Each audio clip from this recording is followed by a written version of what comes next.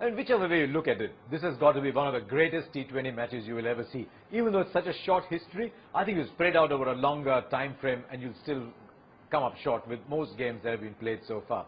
I mean, you don't make 191 and lose, especially when what? With 3 overs left, you've got 55 runs still to get, when Michael Hussey produced one of the great T20 innings of all time. Now, you've got to look at Hussey a little carefully here. He started off as an opening batsman, 10 years trying to, in first-class cricket, then got into the side as a middle-order player, established himself there as a bit of a nudger, pusher, moved the ball around, never a big hitter. I think there was only one occasion in the first year of the IPL when we saw really big innings from Michael Hussey. But come at the hour, come at the man.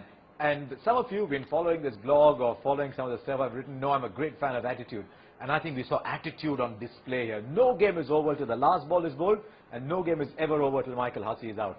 And I thought it was just sensational cricket to watch. And Pakistan must be looking back and saying, now the alarm clock will ring.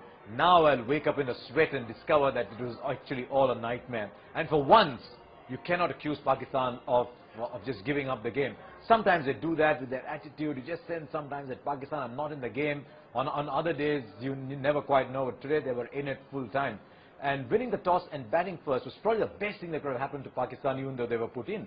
Because I just sense with teams like Australia, who were not chased in this tournament at all, except for that little run chase against West Indies, that if you make 165, 170 and the slow bowlers start to tie the Australian batsmen down, they don't like it. They don't like it when the ball stops and comes. So it was all set up for Pakistan. I kept saying in commentary all along, I said all the elements are favouring Pakistan, but there was one element that didn't, and that was Michael Hussey. And I think Pakistan have reason to be shocked.